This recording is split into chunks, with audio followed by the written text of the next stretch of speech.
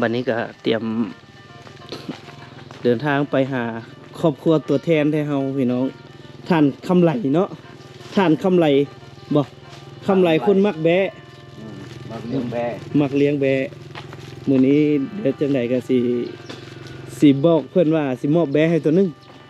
เพิ่นสิดีใจบ่แล้วก็เครื่องนี่แหละหิ้วไปอยู่นี่แหละซื้อเกลือบ่เอาไปซื้อเกลืออีก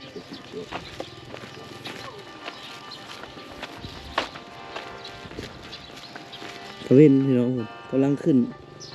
โอ้ตะเวนขึ้นทางนั้นอ้าวมันจะเป็นออกนี่ว่าแม่นบ่บันสรุปแล้วนี่บ้านสวยนี่ตั้งอยู่ทิศใดของเมืองทิศเหนือทิศเหนือและเมืองเลยอันบ้านเฮานี่เป็นทิศเหนือของเมืองบุรพาบ่ลุ่มทิศใต้หวะทิศใต้ทิศตะวันตกติของเบิ่งตะวันขึ้นทางนั้นทางขึ้นทางนั้นมันก็ตกทางทิศตะวันตกจักกิโลตะนี่ไปหาเมืองซาวไปนี่ละแล้วก็ประมาณ20กว่ากิโล25กิโลพี่น้องเดี๋ยวจังได๋ก็หาคนเล่าประวัติให้เฮาหน่อยเด้อกูหาผู้เฒ่าผู้แก่เล่าให้เฮาผู้แก่โอ้บึงเฮือนเพิ่นนี่คักหลังยื้อคักแท้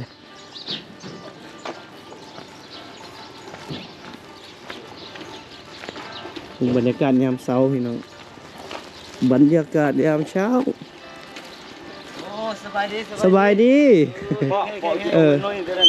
จังหน่อยสิเลาะไปพุ่นจังหน่อยค่อยจึงไปหาไปตามหลังเจ้าไข่แห้งเพิ่นเนาะเด็กน้อยเนาะใครได้ดีแล้วไปหาอยู่หากินได้สบายคือเก่าไปงัวเลยโดยเอาดีใจนะดีใจนะโดยมาสุดก่อนพอดีซอยน้องนุ้ยเนาะที่เพิ่นป่วยนักถือว่าถึงขั้นซ่อมใจคนละพอเตรียมกรรมเอาไปห้องหมอเนาะไปห้องหมอก็ฟื้นขึ้นมาที่เห็มหอยเดี๋ยวซื้อเครื่องนึงกันพี่ให้ยุ่งยาวมันพันปีขึ้นมาเย็บและไข่เส้นต้องมันมีรู้ให้เจ้านั่งอยู่ห้องกองเงินกองคำลูกหลานเลยยามบัดป้าเนี่ยจังเลยล่ะนั่งตรงนี้เลยมวนได้ทางภายนี้ค่อยกันยังมาเชงโจมมาไปเชงเพียงพระเจ้าชีคนมาแต่ทำงานจังน้อยเงินนอดคำที่มาถอยให้ถอยเขาไก่หมูหมาหัวควายเจ้านอนไปแล้วให้มี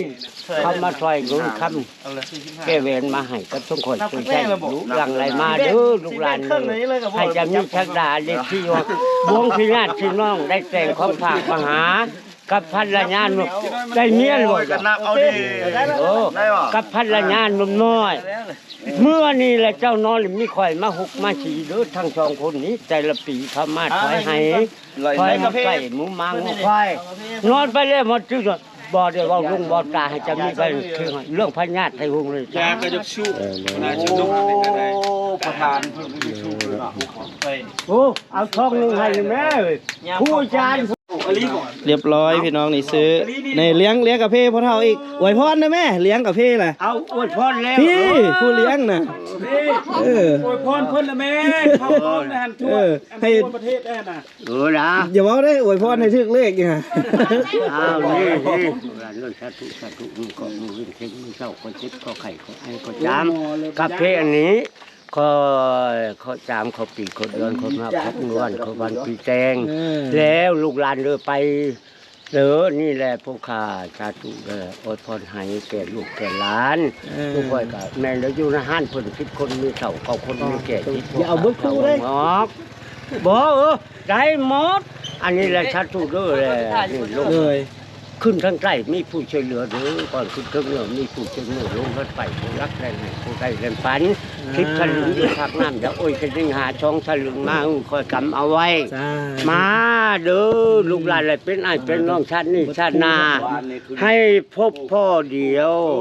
สาธุอายุอาจารย์เนี่ยจะ6 โมงจะปีแล้วพวกแต่ปี1931มาอยู่นี่อายุจะปีละ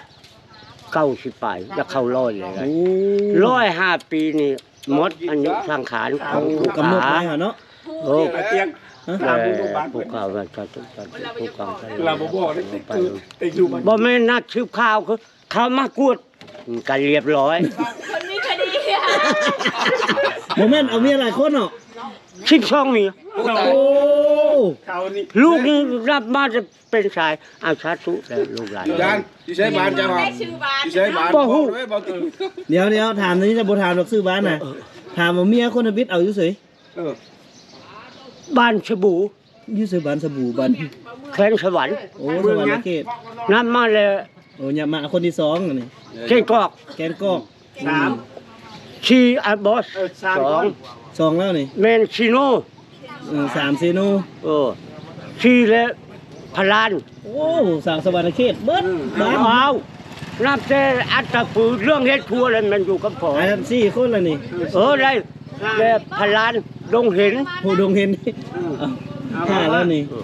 ขึ้นมาเลย นี่ไปทาย น้องคำเฮ็ด หก ท่านบรรมุงนอนเนี่ย กูจะไปอะไรบ้างนี่ซะ มุงนอนบ่ได้ น้องคำเฮ็ด เจ็ดโอ้โห บ้านนี่แหละกุดหิน แปด คำมาบุญนั่นน่ะ โอ้ เก้าเลยต้นเพิ่ง โอ้ เมียบ่เนี่ยทานลงเมียบ่ เอาเมีย เมีย เจ้าเมียพอตายนะ ต้นเพิ่ง เออ พอดแปด คลิปเลยหน้าเผา ป้าดตัว 11 โอ้เด็ด ปากพนัง ไกลมาแล้วไกลมาแล้ววัน ได้จะคนเลย 11แล้ว แม่นั่งอยู่เห็นอยู่เมียเดียวนี่ บ้านช่วยนี่ 12เลยนั่งพามาเถอะ นางฟ้านางฟ้า บ้านไหนนางพาน่ะ มาช่วยนั่งช่วยเลยเร็วเลย ถือว่าจบอยู่นี่เนาะ จุบ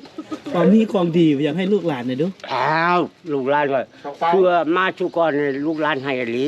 สาธุ บ่มีความดีเพียงนี้นะลูกหลานก็อยากได้หลายเมียที่พ่อ ไป นี่ หานี่ไปลำพ้นนี่ เอาต้องมีพี่น้องเอ้ยผู้ชาย12เมียบ่เตียงข้ามกันล่ออยู่นะแต่บ่ได้เมียเดียวนี่ก็เลี้ยงบุกุม ผัวได้แม่นอาจารย์เพื่อนกันแม่นอาจารย์ โดย เห็นนี่แหละเขาเนาะ เดี๋ยวทุกเฮาเตรียมเครื่องของที่ นี่เพื่อนพอเช่าเพิ่นนี่ก็ จะไปมอบให้ ผู้ คร ค้า อบ นี่ ครัว แล้ว ที่เพิ่น มินวาย ลำบากโดยโอกาส เพื่อน แล้ว พอเช่าเพิ่นนี่ก็ โอเคเอาเดี๋ยวเตรียมตัวเดี๋ยวจ่ายเงินก่อนพี่น้องเอ้ย ตาโรย อยู่ซ้าย บ่เตียงเธออยู่ได้ไหนนะ จะบอกเลย โอ้สงสัยบ่เอาแล้วนะนี่นะ เอาปล่อยไหนล่ะ ตรงนู้นนี่ ตั้งเราหลักนี่ อ๋อตัวบ่เอาแล้วตินี่ฮะได้ข่าวว่า ได้เขา บ่ได้ข่าวว่าแบได้ลูกมันบ่ บุญอยู่เด้ได้แล้วเพิ่นว่าได้แล้ว โอ้ ได้แล้ว เฮ็ดเองบ่ โตย็ด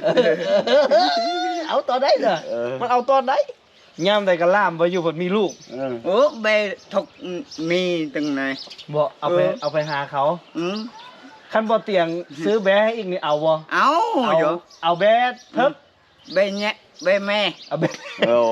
มันก็ฉลาดแล้วมันได้ถึงเลยเด้อจ้ะบุญทกchưa นี่เตรียมของมาให้นี่บุงนู้นนี่เต็มมือเต็มตีนนี่มายังให้เบิ่งนู้นยังให้ FC เบิ่งนี่บุงนู้นนี่บ่แม่นธรรมดาเด้อนี่ ขอบใจเด้อ แต่บ่ได้ให้เจ้าเบิดดอกบ่ให้หลายคน เจ้าเราเอาตัวนี้ไปเอา เออ เฮ้ย บ่แม่นแล้วตัวนี้เลย นี่ตัวนี้นี่บ่เตียงมาให้เด้อเอา ขอบใจเด้อเด้อ ดังบ่จาเค ดัง เอายังเข้าอีกเด้อเดี๋ยวเบิดแล้วบ่เข้าหา โดยไป หมดออดนึงเข่า ยัง เบิด อยู่ แล้วบ่ ยัง ออดละยังคันเบิดเด้ หมดแล้วถือว่าแnhẹ เงี้ยไปขึ้นเบิ่งเฮือนเพิ่นเบิ่งเฮือนเพิ่น ไปขึ้นมันบ่ชุก โอ้มงกุฎทำไรตายคันมันยังหลายแล้วสิบ่เอาให้แล้วนี่คันมันยังน้อยแล้วจะเอาให้ยังเขากินผู้เดียวเนาะเดียวเห็นมาเบิ่งดูจริงๆเพื่อนเพิ่นก็สิฮักแล้วล่ะเพื่อนก็ได้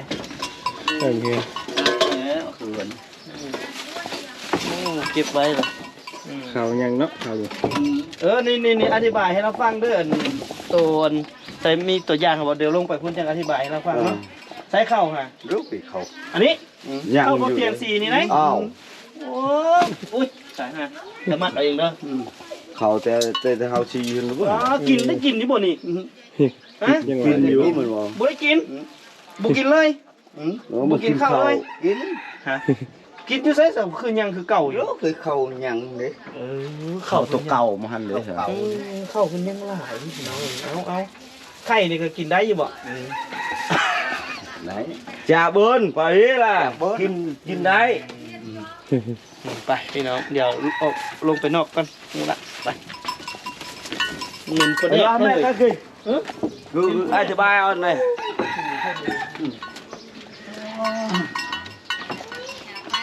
Thật nó. đi buông cái mẹ nó เอา คนไหนกันกี่ rồi นี่ก็ต้องเอาเมจ่าเดเมจ่ามันลายเลยนี่เวลาจะไหนกันไปเจอ เดี๋ยว อธิบายเอาหน่อย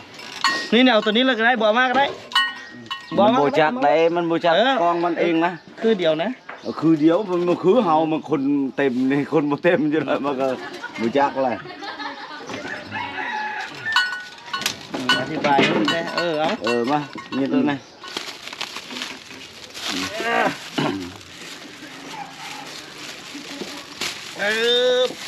นี่กันอันบังไว้ก่อนอันนี้นี่เขาบ่แม่นเอาจ้ำเข้ากินได้เด้อ สิเอ็ดดอยโตได้ตัวไหนได้ทอดไปทอดจนแล้วจนเสีย ทอดซีน ใช้แล้วก็กลอทอดเอ็ดตัวไหนเด้อ เห็ดเขาเอิ้นขั่วซีนน่ะขั่วซีนบ่แม่นได้ทอดไข่ก็เอาใส่เลยอยากใส่ก็ใส่แล้ว แต่ก็ไปทอดอยู่งานโต๊ะบ่ก็ได้ตัวไหนเด้อ คันบ่เป็นกินแล้วไปให้ในบ้านบ่ทันก็ให้ไอ้วงเด้อคันบ่เป็น bên nó kín คันตะพันจ้าชูจ้ออันชูจ้อตัวไหนตะบนใช้ตะบนก็ทอดเลย เอาไว้นะมันมีโลโก้ มันมีโลโก้สินค้าพี่น้องก็เลยถ่ายบ่ได้ถ่ายเต็มบ่ได้เนาะเอาวันนี้นี่เฮาสิอยู่ไสแบฮะ อยู่ตาราง โอ นั่นแหละ เคเดี๋ยวเฮาถ่ายรูปเนาะ ถ่ายรู ไป ป ถ่ายรูปเพราะว่ามื้อนี้สิมอบแบให้เพิ่นอีกตัวหนึงเด้อเอาอยู่เนาะ áo thọc mẹ đấy แม่ คัน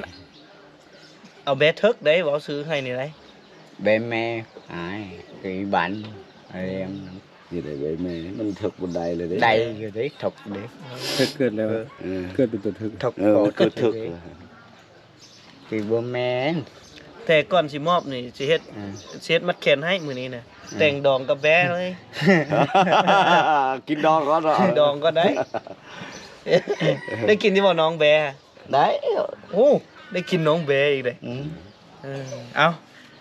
รวมกับเพิ่นสำนี้ละพี่น้องเอ้ยอันนี้ก็ให้เพิ่นเอาเข้าไว้ไป เอามือได้ยี่คนใหม่นี่ เดี๋ยวไปเฮือนหลังนี้พี่น้องที่แรกคิดว่ามีแต่2เฮือนเนาะแต่บัดมาแล้วน่ะได้แบ่งเป็น3เฮือนก็เลยบิแบ่งออก ไปอีกต้องได้มอบให้3เฮือนที่จริงบ่เตรียมมาแต่2เฮือน แต่ว่ามาเยอะก็จริงแหละอยู่ดีไม่แห้ง แต่ว่าเตรียมมา2เฮือนสุดท้ายมาแล้วเพิ่นว่ามีอีกเฮือนหนึ่งก็เลยบิแบ่งให้กันให้มัน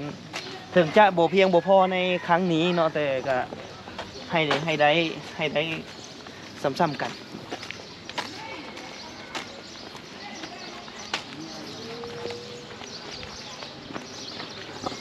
ป้าบ่ได้ถามเข้านำหาโอ้ยเป็นจังไดเนาะมีผู้ใดอันนั้นได้ ทำเข้าเพื่อนบ่าวผู้ดี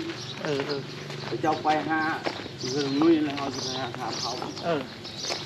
เอาซองเป่าเด้อเขาขายเป็นเป่าเลยบ่ เป่าเขาจะไว้นะบ่ได้ดอกงานกี่ป้าว่าผมหมดเอาวิชากันมวยเนาะ เพื่อนหลังใด Đấy là một nồi to lọc khẩu.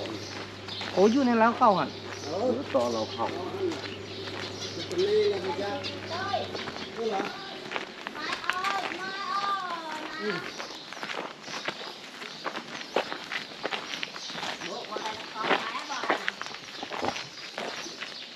นี่เป็นการทำงานเพื่อนหนึ่งแล้วเดี๋ยวคุณมาแบ่งให้ที่แบ่งกันอันนี้การ ผู้เด้อ เด้ จะคัดเกินทุกการ อยู่ทุกคน สบายดีสบายดี สบาย หน้าหน่อย ดี ดงๆหน่อย ปลาหนาก่อนอันช่างไปหนาช่าง3 คน อยู่สาม ลูก ลูกชายคนนึงนี่ลูกชาย ไปต้องก็อันเลิกอีกดองอันเจนนั่นครับ นี่ อยู่แต่3คน สาม ผู้ใดแน่ผู้นี้ ผู้ขึ้นขันได ก็ขึ้นคันใดนี้ มันนี้ ไปมาผัวตาย ผัวตายตายได้จักปีละ พี่กายนี่ อืม ต้อง มีข้าวมีน้ำอยู่บ่ บ่มีเด้อกันเฮ็ดไห้เด้อ เห็นให้ เออ ข้าวยังจักกิโลเลย จะไปโล มัน2-3เปา อู้ ตัวนี้นี่ข้าวให้บ่ บ่มี ข้าวให้เหรอ โอ้เขาไห้ได้บ่มีได้นาก็บ่มีได้ เพื่อนอันนี้ได้สาอยู่น้ำไผ อยู่คนเดียวกันนี่อ่ะ อันเล้าเข้านี่ดิ น้องไหน ดินพี่น้องมันบ่ พี่น้องนี่ เอ เอ้ยนี่ อดินเนื้อ โอ้ยก็แปลว่า เออ เพคาดิบ่ แล้วมาอยู่อันเพิ่นปลุกให้แปะเราเข้านี่เลย โอ้บ่มีใครรวยอาย แล้วแหละไอ้น้องก็ซอยได้สำนี้เนาะ ไอ้น้องก็บ่เป็นไอ้น้องก็ได้อวยน้องเพิ่นอวยน้อง ช่องมือเป่าไอ้น้องเลยเนาะ ช่องมือเป่า เงินคำมือมีว่าจะจ้างมือเลยใหม่มือตอกเลย ก็เลยอันอาศัยอยู่แบบซีไปเพราะก็เป็นครอบครัวของเพิ่นเองเนาะมีแต่ว่าเฮ็ดให้เฮ็ดหน้าก็ดึงเดียวไปเฮ็ดแล้วก็แบ่งเป็นข้าวเป็นอันนั้นให้เออเอามาเดี๋ยวมื้อนี้เฮามอบนั่นให้เพิ่นนี่ตัวนี้มันบ่ แม่ละตัวนั้น ตัวนี้เด้อเป็นเครื่องใช้ขอเฮือนมีเกลือเป็นนัวน้ำกูน้ำปลาตาล น้ำตาลนี่ทางแน่อยู่ในนี่แหละ เรือเครื่องคุก อันนี้บ่เตียงมอบให้อาไทยฮุบเลย ใจเด้อ เอาตัวนั้นก็ได้แล้วส่งให้มอบมาพี่มาใช้ลูกเข้ามา โอ้ยพวก มาลูกเข้ามา ไอ้ปี บางเทื่อเพิ่นนั่นมีเครื่องนุ่งให้ได้เท่านั้นนั่น 1 2 ต้องตั้ง 1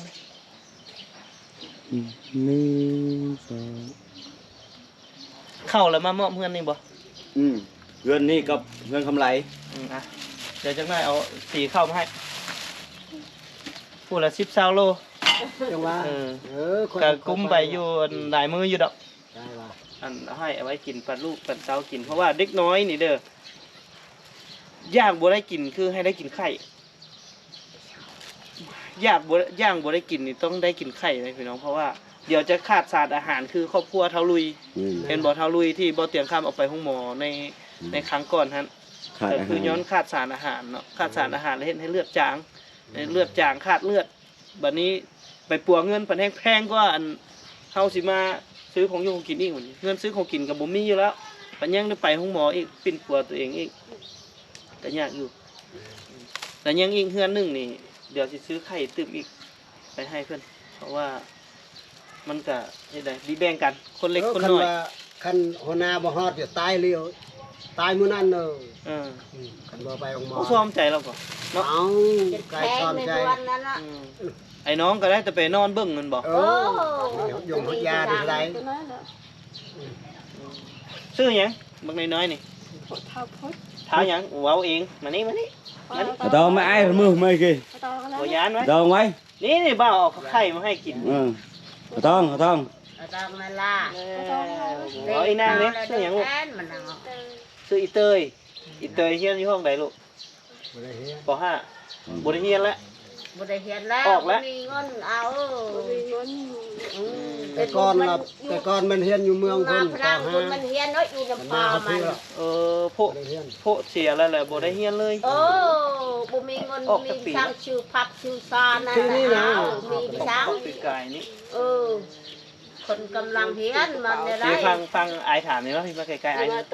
มาไกลๆเงียบเข้ามาไกลๆในนี้นี่ฟังอายถามเด้อลูกยังอยากเฮียนอยู่บ่อยากแล้วอยากช่วยแม่แล้วแต่เฮียนเขาย่านเปลี่ยนพระราให้แม่คันอายมีเงินให้เฮียนแต่ละปีเฮียนบ่พอแล้วเนาะ เรือนไปแล้ว บ่ต้องล่ะ บ่บังคับแล้วเป็นยังคันล่าออกไปแล้วเดี๋ยวล่าตั้งใจเบิ่งแม่ได้เด้อช่วยแม่ได้เด้อเฮ็ดอย่างกะเฮ็ดช่วยแม่เด้อลูกเด้อ เพราะว่าเฮาเรื่องการเรียนแม่นอยู่บางครั้งเฮาก็อาจจะพึ่งพาโรงเรียนได้เนาะแต่การเรียนนี่มันบ่แม่นเพียงแต่เรียนอยู่ในโรงเรียนพี่น้องถึงว่าคันเฮาบ่มีกำลังที่จะเรียนเฮาก็ต้องแสวงหาความรู้ประสบการณ์ความรู้มีทุกหม่องเลยมีทุกบ่อนเว้นแต่ว่าเฮานี่อยากเรียนหยังให้เอาตัวเองรอดมาเฮือนหัวหน้าสนุ่มเพิ่นจักหน่อยนึงท่านผู้กองให้เป็นผู้กองก็บ่เป็นละโอ้สะอ่อนแต่วิทย์ท่ายเจ้านี่แล้วข่อยนี่หน่วยเดียวในบ้านสวยเด้มีหน่วยเดียวในบ้านสวยพี่น้องมีฝาปิดอีกเวลาคิดบ่ว่าถ้าว่าเป็นผู้หญิงมาเข้าห้องน้ำนี่สิเป็นจังได๋น้ำในบ้าน ห้อง ทายวิทาย นั่นบ่ห้องน้ำในบ้านลูกเอ้ย เอา เฮ้ยตัวไล่โชว์เลยสิว่าบ่ม้อยไหม บ่ปกมอยนี่ล่ะ นี่ยังไปน้ำหมอเอ้ยพ่อล่อคนเดียวพ่องามคนเดียวอีกเนาะไปกับห่วงอันนี้คือบ้านเฮือนเพิ่นพี่น้องบ้านสวยซึ่งเป็นบ้านที่เก่าแก่สมควรแหละเป็นคันที่ว่านี่จะเป็นบ้านเริ่มต้นเลยในเขตนี้เนาะบ้านสวยนี่เป็นมีขอบเขตอาณาจักรที่ใหญ่ที่สุดในเบื้องต้นเนาะเพราะว่าบ้านสวยนี่มาตั้งก่อนหมู่ก่อนที่แตกออกเป็นหลายๆบ้านโฮมเข้ากันเนาะก็คือเขาเจ้าก็อาจจะแยกย้ายออกไปแด้แล้วก็อาจจะมาตั้งถิ่นฐานไม่ได้เนาะ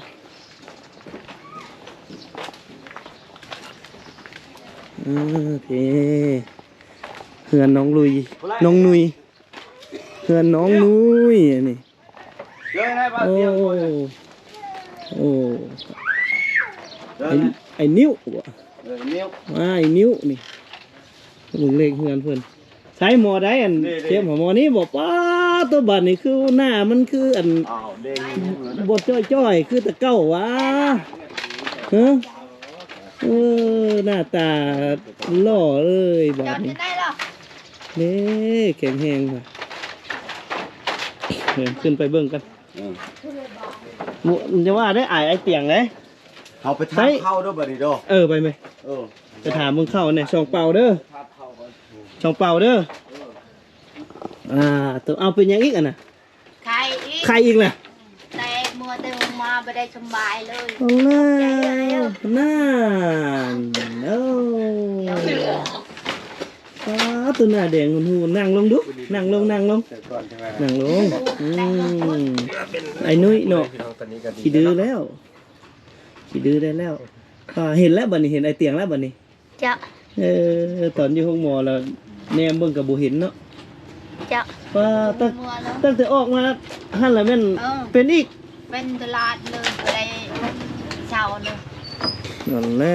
บัดเลยเฮ็ดอะไรกินยาจังแน่แล้วกินยาเอาได้เหรอเฮ้ย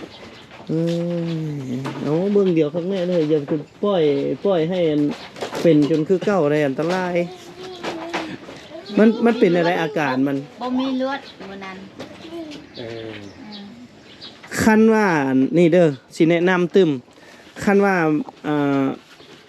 ติดตามเบิ่งเพิ่นถ้าว่าถามว่าคันเพิ่นมีเลือดแล้วพาไปใส่ตอนยังแข็งแรงนี่เด้อไปกวดเลือดแล้วพาลูกใส่คันว่ายามนี้นี่คันว่าเลือดกระถง100,000 200,000นี่แหละเด้อมีอยู่เมืองก็ใส่อยู่เมืองใส่เพิ่นโลดจากถุงตัวใดมันบ่มีเลือดเด้มื้อนั้นน่ะได้ล่ะกดจังน้อยมันสิเป็นนักขึ้นคือเก่านะมันสิยากอีกเพราะว่าตั้งแต่ไปน้ำเดียวมาส่งไอ้น้องนี่หมอนี้บ่ได้ใส่เลือดแต่ก็เลือดลุดคือกันแม่นบ่หาตับหาหยังมาต้มให้ลูกกินคืออันเฮาบอกหั่นแหละต้องได้กินพวกกินตับกินไข่ไก่ อันนั้นสบายติ บ่ ตื่นนอนบ่ล่ะ นอน เออเด้อพวกเพิ่นยังหันแห้งแบบซี่แหละต้มตับต้มหยังนะคือเขาบอกกันอยู่ห้องหมออะมันก็สิช่วยฟื้นฟูตับคือกัน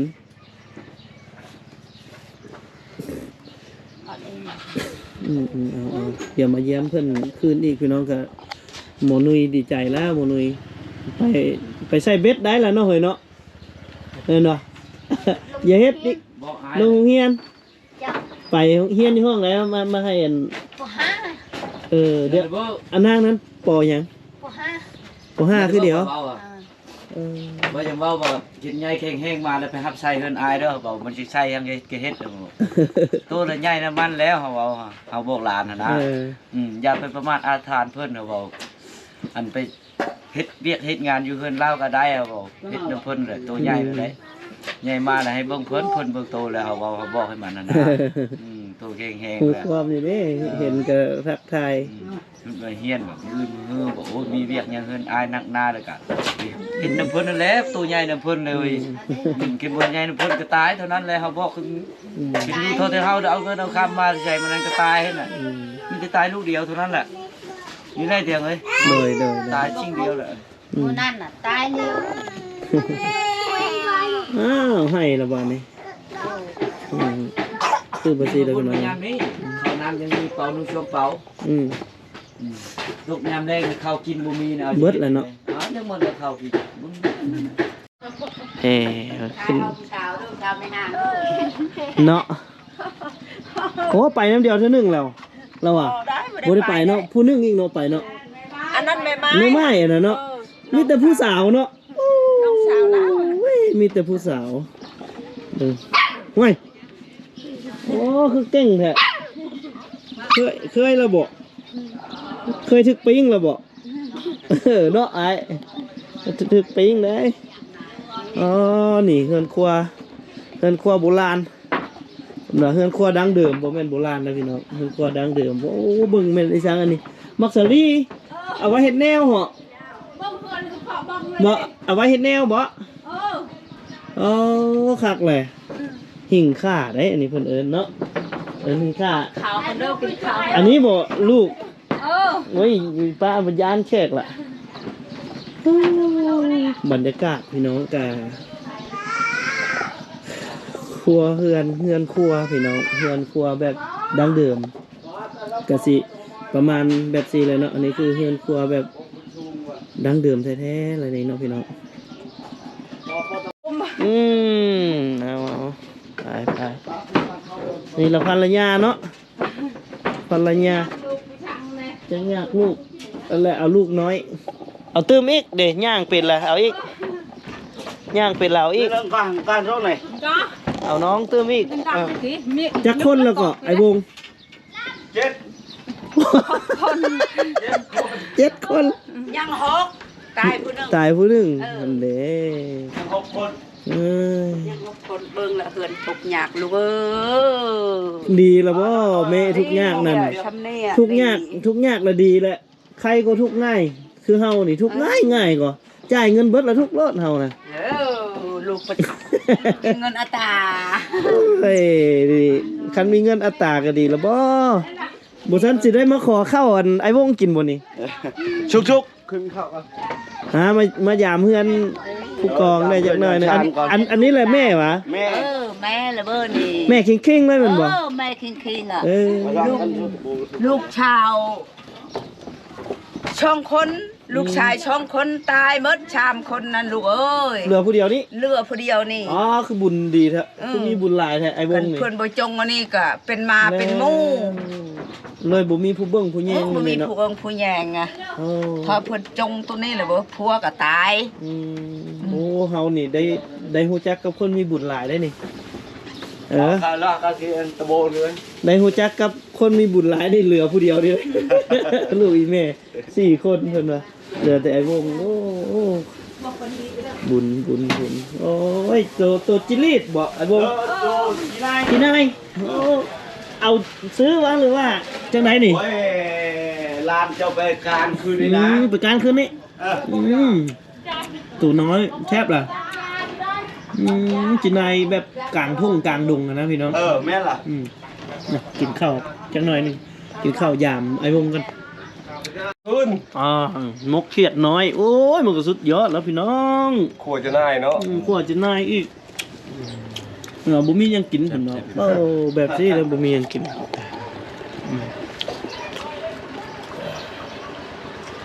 มันก็เบิดตัวนี้แหละอาหารบ้านนามกเท่าใส่ตื้มอีกแล้วใส่เขียดน้อยนี่แห้งคักมกก็ได้เนาะ เป็นเบียร์ เท่าอ่ะมกใส่เขียดใส่นี่คักอ่ะไปเดินดูท้องก่อนนะครับ